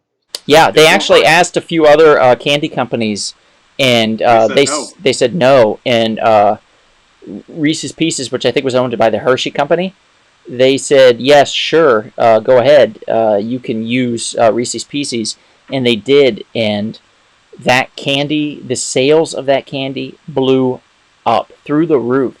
I don't think we would have Reese's Pieces right now, to be honest, if it wasn't for E.T.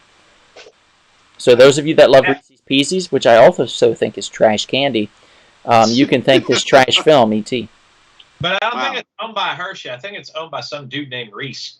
Yeah. I wonder if the See and Spell toy market I don't think anymore. went booming. You know, Drew I'm sure Barrymore they was kept slapped. using See and Spell. I don't know. If I could time travel, I'd go back in time and slap her when she's making this film. How about that, Kevin? Oh my gosh. It's a little girl. Man. And the best part of that, though, was they put that ghost outfit on E.T. and pretend that he's Gertie. And she's like, I want to go as a cowgirl. And they're like, be quiet. And so that way the mom didn't know that it was really E.T. underneath that sheet. I love that Halloween scene.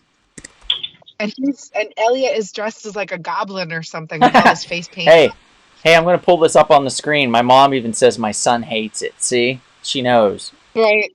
Why do you hate it? What did E.T. do to you? Here's the thing.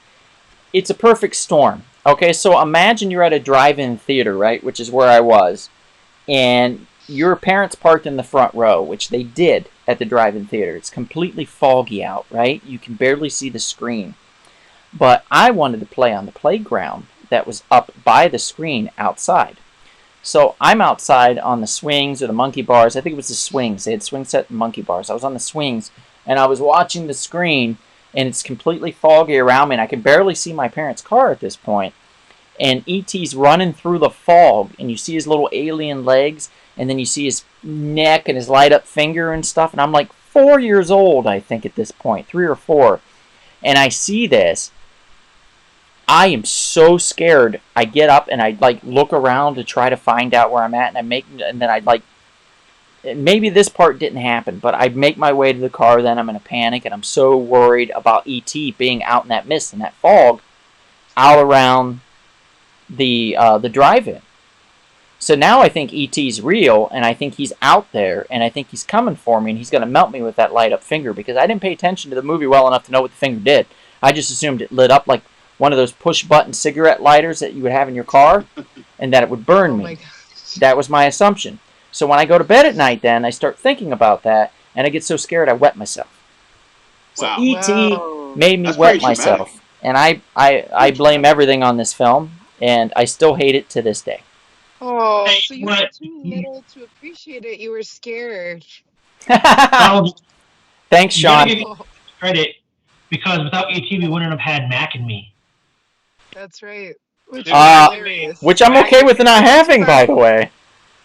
All of those Conan O'Brien episodes, I feel like right? I feel like Paul Rudd could have made fun of something else. Well, I mean, I still kind of think that what I like most about E.T. is probably the music.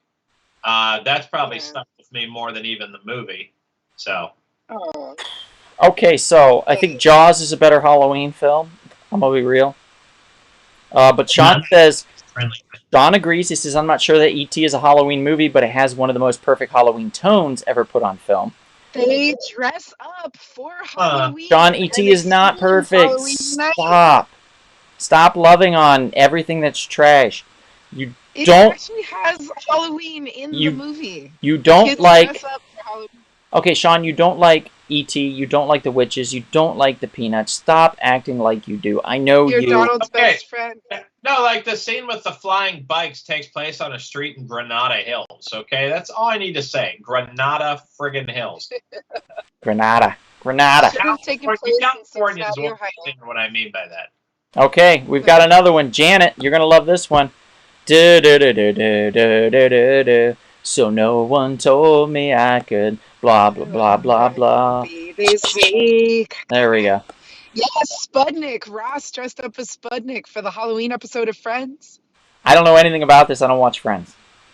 It was so cute, and it is family friendly, and he's adorable. So he is a potato that has a strainer for spaghetti on the top of his head. So he's trying to be Sputnik going into space mashed with a potato. And it's really cute. And I think Phoebe was like super girl. It was just such a cute episode. Okay, okay. Love it. Maria, Jaws is a 4th of July movie. Okay. That's right. Just because 4th of July is in there. Also, And there's no by the Halloween. way, you just bought a Jaws shirt. I'm going to point that out, Maria, in October around Halloween. So, who really knows what you think? I don't think you do. So, we can't trust your opinion because it's all over the place. Well, I agree with Maria. I mean, I don't think it's a Halloween movie. I think it's definitely a summer movie. Yeah? Right. No one asked you. We're debating you, don't.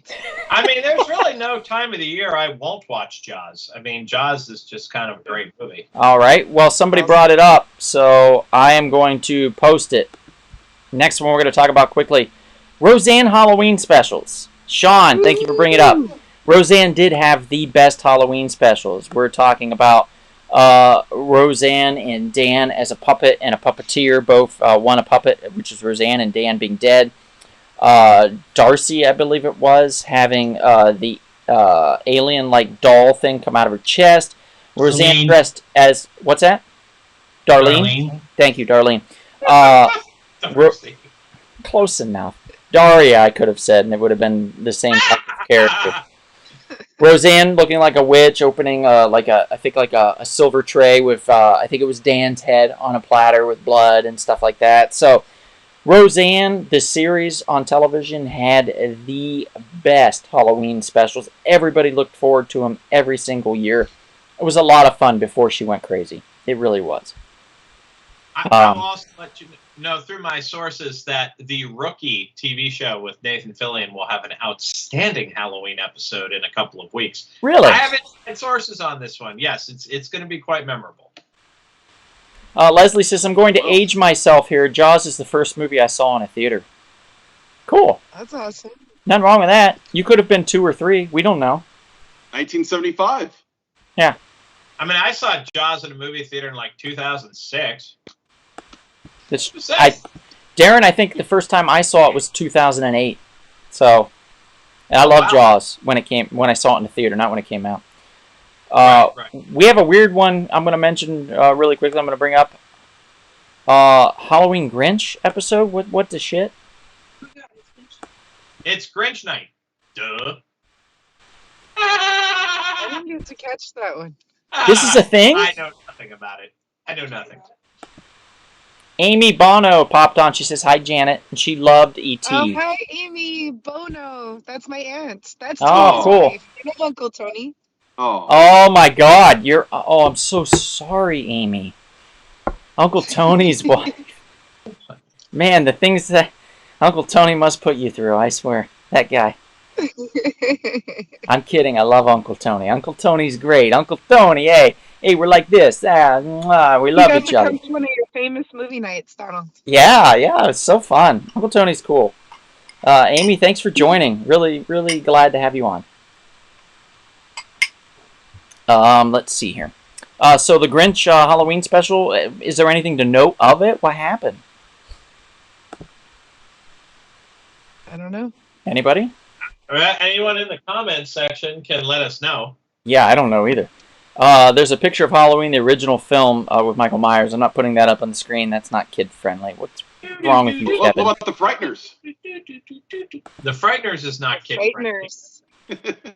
I didn't see that on here. It's not in here. Someone had that on their list, I remember. It's on my list, but you didn't... Oh, wait. It's under the. Never mind. See? Whatever. Okay, so The Frighteners with Michael J. Fox in Jake Busey, Gary Busey's son. It also has Shia McBride. and what's his name? Shoot. He played the FBI detective. Anybody remember that? Please in the chat, let me know. But he's a fantastic actor. Let's see. My mom says never saw Jaws. Mom, you should see it. It's really good. Like when I come home, we'll watch it. Surprisingly well. Sean says I'm pretty sure Grinch Halloween doesn't exist. Frighteners is way underrated. No, Are You Afraid of the Dark? Yeah. Pete, stick with us for a moment. So The Frighteners, it is a Peter Jackson film. I think, honestly, it's his best film. I know we've seen Lord of the Rings. I get it. Don't hate me. I love Lord of the Rings too. But I think The Frighteners is such a perfect film that I can't help but love it so much. It's probably in my top 25 films of all time. Louis with the save pops in and says, Jeffrey Combs. Yes, it was Jeffrey Combs that played the FBI detective. Fantastic performance by Jeffrey Combs. Was he in Reanimator, Jeffrey Combs? Yes, he was in the Reanimator. Yeah, which is a very gory film, but also a lot of fun. I've never seen The Frighteners because, you see, I saw Michael J. Fox do the Back to the Future movies. Then he released a film called Doc Hollywood, and I really hated that movie. And I'm like, you know what? I'm only going to watch him in, like, Back to the Future. Darren, we're watching The Frighteners. But, I mean, it's Peter Jackson doing his forays into horror, which, you know, I can't stand Dead Alive. So, I don't know. I'm going to, maybe. You got to do it, buddy. You got to do it. Check it out. You'll like it. It was one of those boxes at the video store I would never take off the shelf. Okay, we're doing another one here. Hocus Pocus, really quickly. Yeah, Hocus Before we go back, I got a little information about Hollywood, or the Grinch TV show. Okay. Oh. All right, so real quick, it's called Hollywood. Halloween is Grinch Night. Came out in '77. It was a prequel to The Grinch Stole Christmas, and it kind of like basically explains how and why he became the Grinch and why he wants to steal Christmas, because he basically tries to go to this ball and everyone causes all this stuff to happen, and then at the very end he claims, I'll be coming back someday and make you pay, and then has a sister laugh, and then that's how it ends. So it literally was written as a prequel to Grinch Stole Christmas. So, and it won a Emmy for Outstanding Children's Program. Grinch Night is about the town of Whoville locking themselves in for the night because the smell of sour, sweet wind, which brings the Grinch out. A little boy leaves home because he's not scared of the Grinch. The Grinch tries to scare him and doesn't really succeed. The kid ends up keeping his dog Max, and the Grinch never makes it to the bottom of Mount Crumpet because he's focused on scaring the little boy. It's not actually a prequel, and Max is super old in it. That's cool. Go figure. I gotta see that. And that is from the source, Katie, who... Don't question Katie. She knows. Anonymous sources. Well, if I had to go between Wikipedia and Katie, I would say Katipedia. Okay. I think that's a thing. Is Stuff. that a thing, Katipedia? Katipedia. Katipedia is a thing. I just coined it. It's a new term. So, Hocus Pocus. Hocus Pocus, yes. Hocus Pocus is a lot of fun. Everybody should watch it. If they don't know the joy that is Doug Jones as a zombie. Please watch And it. the boy from Erie, Indiana. Binks the cat. The talking Who's that cat. kid from Erie, Indiana. Do we know his name? Yes. His name is Erie, Indiana, actually. That's why they hired him for the role. Who knew? Who knew? I don't remember, but also that show could be brought up, right? It's kind of Halloween. Right. What about the two bullies? And as I'm sure you know, I have been getting some social media posts from somebody who is heavily involved with the Hocus Pocus sequel. They were posting photos of their visit to the Salem Witch Museum. Research. This will apparently be coming out on Disney Plus. Excellent. Nice. But we love Bette Midler, Kathy Najimy, Sarah Jessica Parker. Amazing. Yeah, I don't like Thora that, Birch. but the other two are fine. But she's so witchy. But she sang The Rose, which is like the most irritating song of all time. Next to Dust in the Wind. All right, you're right. Yeah, like that's The pretty bad. Rose. Maria says, Darren, what are you doing? You got to watch Frighteners. Don't worry, Maria. He will with me. Yeah. No, Donald, I'll go ahead and watch The Frighteners when you actually get through The Descent with me sober. Oh, come on. I can do that. That's easy. That's easy. I mean, it's only happened twice. The Descent is a fine horror film. Don says Erie, Indiana is a great spooky season watch. Hocus Pocus has become a bit of a classic. Leslie says, what about Addams Family? Well, Leslie, since last Thursday I just watched the second Addams Family animated film, I will say it was delightful, just like the first one. Nothing harming about it, just a lot of silly fun. The only unfortunate thing, I think, that because of COVID and all that nonsense, when I went to my local AMC theater, they did not have the black cherry slushy that they had for the last animated Addams Family film. So unfortunately, that was a bit of a bummer. I was very much looking forward to that. What are you going to do? Yeah, I think part of it is Hocus Pocus. It is an enjoyable film, but also there's just not many family-friendly Halloween films that exist. And Sure. I want to say between that and like Ernest Scared Stupid, I feel like those get bumped up quite a bit because they're kind of in a category of their own, and they basically define an entire genre. Yep. Okay, quickly, a Darren, couple what more. is that? Monster Squad. It's on the screen, Darren. All right. Yeah, Monster Squad. Okay, so this is one that, like I said, it's like it's not a good movie, but it's really enjoyable. I love it. You know, if you came up around our age group, you've probably seen it. If you haven't, about time you get on it. I mean, it's just the monsters in it. You know, they try to play the role seriously, but they're not that scary. You know, I mean, it's just a really fun kind of Van Helsing, like, Universal attempt at bringing all their monsters together. Has a nice eerie feeling. It is kind of funny. They're definitely copying off the Goonies, trying to make like a monster version of the Goonies. It fails miserably in some ways, and it absolutely succeeds in others. So get on the Monster Squad, 1987, if you haven't seen it. A bunch of no-name actors for the most part, which makes it extra fun. Yeah, it is really a great, fun film.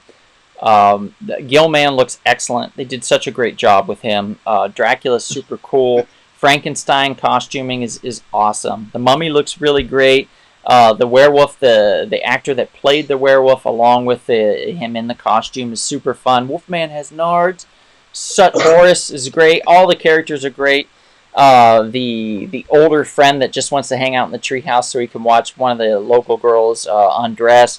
Just all that stuff just works so well. It's just a really fun teenage or preteen film that I think that everybody can enjoy.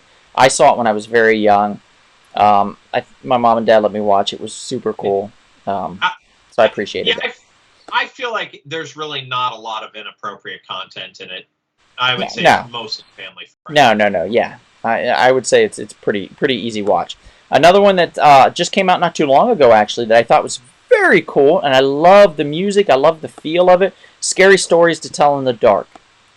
I think it's getting a sequel, if I recall. What a perfect musical opening, I guess, Season of the Witch, which introduces you to the town and tells some of these scary stories in a very cool, very interlocked way. So I super duper love this film. I think it's a great new addition to a holiday tradition, and I highly recommend it for anybody that's early, like probably I would say 11 to 12 years old or above. I think you would very much enjoy this. If you showed somebody a little younger, it might scare the piss out of them, or a little younger. But if you show it, 11, 12 years or older, I think you're going to be okay. Let's see. Love Monster Squad, says Enrique. Pete says director. That is Fred Decker, by the way, that directed Monster Squad. He also did Night of the Creeps. Yes, Shane Black helped him co-write the script, if I recall. Yes. Yes, actually, Sean backs that up. Shane Black written. The Monster Squad is great and some of the best Universal monster costumes in a movie. They were going to try to make a shared universe after that and introduce each monster individually, kind of like DC did with the Justice League. It didn't work then. It doesn't work now. I guess you have to introduce each of them one by one and then put them together. They actually tried it again, the Universal Dark Universe, and it failed miserably from Tom Cruise's Mummy. Yeah, really. That was just a really poorly done film, though, unfortunately. Pete says, and in a bathroom death scene, the stall writing says Monster Squad rules. Yes. Yeah, it was a great shout out. And Maria says, shout out for the Munster Witch, which was one of my faves as a kid, and a new movie coming out. Munster Witch. Really? Huh, interesting. And Hakeem says, seriously though, I don't know much about any holidays or films that come out during holidays, so I'm learning a lot here tonight. Well, thank you, Hakeem. I'm glad you're learning a lot. Watch scary movies or scary stories to tell in the dark. I think that's a lot of fun. Just a really good overall scary stories to tell in the dark. Overall, very fun. One last one, which I think Chris is near and dear to his heart. Wallace and Gromit: Curse of the Were-Rabbit. This is stop motion animated from Aardvark Verham or something like that. It's a British company that did this. They stuck to their guns and they argued and they pushed back so that they could keep the actors, the voice actors that did Wallace and Gromit for the movie, because this was supposed to be an American film, and American producers wanted it to be more American. So I'm glad that they did not change that. I'm glad that they stuck to their guns. It stayed the way it was. It's a hoot. Such a great stop-motion animated film. Chris, you loved it, right? I do love it. Yeah, I mean, I love Wallace and Gromit in general, and I definitely think it is the best work of Wallace and Gromit. This is my go-to. I watch every year for Halloween. Again, like I said, I love stop-motion animation. It's my favorite style of animation, and great cast and just great writing. You know, one best animated film of the year it came out. It's just if you haven't seen it, go check it out. It's you don't need to have seen any Wallace and Gromit before. You know, it's freaking Were-Rabbit. I mean, it's just so clever and fun, and I feel like I'm a kid again every time I watch it. Yeah, I agree. Sean says Coraline and Paranorman 2. Yes, also great stop motion animation. Although Sean, I don't know if you know, I'm not sure about Coraline, but I know, bless you, I know Paranorman does put in some elements of computer animation for the backgrounds. They do that. That company is particularly known for putting green screens up and filling in the background some while they work on the stop motion up front, which is not a big deal, don't get me wrong, but it's not a truly pure stop motion animation film for those that were wondering. Kubo and the Two Strings is also from that company. It's a phenomenal film. Highly recommend it. Should have won the Academy Award, did not, unfortunately. Yeah. Maria says Legend of Sleepy Hollow on Disney was one of my favorites each year. Yes, and Rip Van Winkle, so to speak. But yeah, totally love Legends of Sleepy Hollow. It's great. Sleepy Hollow, the Fox series. Actually, the pilot, if you watch just the pilot of the series, it is phenomenal. It's one of the best pilots I've seen in a long, long time. I thought it was fantastic. It was a Fox television series. Check that out. Are You Afraid of the Dark on Nickelodeon? Yes, that Pete, I was alluding to that with the scary stories. You know, that's as close as we were going to get to that. So that's pretty much it. That's going to do it for us. Let's go ahead and give away some candy, Kevin, yeah? Woohoo! Sure. Okay, so Let's see, I have some of the names I see. If everybody, it looks like we have some people still around. I know we ran a little long, and I do apologize. But those that are in the chat right now, let's go ahead and put you in. I know for sure these people are here. If I don't call out your name in the chat, please put here so I know you're here. So I'm going to go Pete. Kevin, are you putting it in? Okay, you got Pete. Do you have Enrique? Yes. Okay. Do you have Diana/Donald? Diana, yes. Okay. Do you have Sean? Yes, I do. Do you have Maria? I do. Do you have Hakeem? Yes, I do. Do you have Amy? I have Amy. Okay. That's Christina, if she's still here. Do you have Leslie? Leslie, I have. Okay, I don't see Christina. So Christina, if you're here, Louie, if you're here, please put that you are here, because I don't know.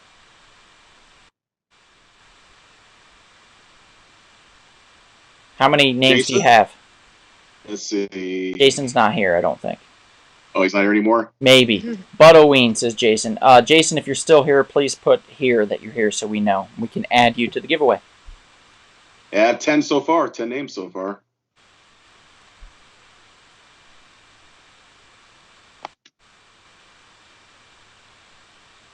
Oh, Maria was talking about the Monsters.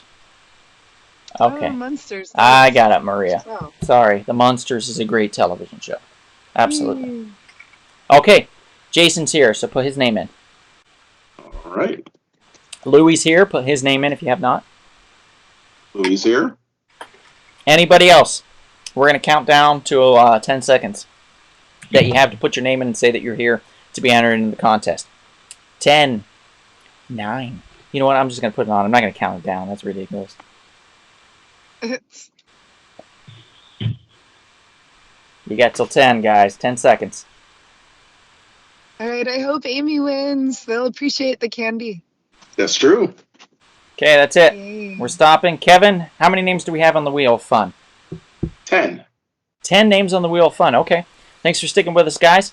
Go ahead and roll that Wheel of Fun. Kevin, for this first one, we're going to give away my bag of candy that I got. It is 35 pieces for caramel lovers, peanut and caramel lovers, M&M's, Twix, Snickers, Milky Way. It's going to be a lot of fun, guys. All right, here we go. Okay, who's the winner? Who's the winner? Who's the winner? Let's see. It is... Well. It is Jason. Jason! Yay, Jason. First time winner. Jason pops on and gets my candy. Jason, you win. Well, the kids will certainly appreciate that. I think they will, actually, and probably the wife, too. So congratulations, Jason. 35 pieces of caramel peanut fun coming your way, buddy. Give you the Lionheart clap. Wow. Caleb pops in and says, how come nobody dressed up? Thanks, Caleb. Put Caleb's name in for the next giveaway. This is going to be Kevin's giveaway. How many giveaways do we have again? Just the 2? Dos. Oh, they get that special comic book. All right, Caleb is in. What's that? I said Caleb is in. He's on Okay, the wheel. great. Jason, thanks for winning. Please text me your address so I can mail you the candy, sir, so you can get this. Kevin, when you're ready, the next wheel. All right, here we go. Drum roll, please.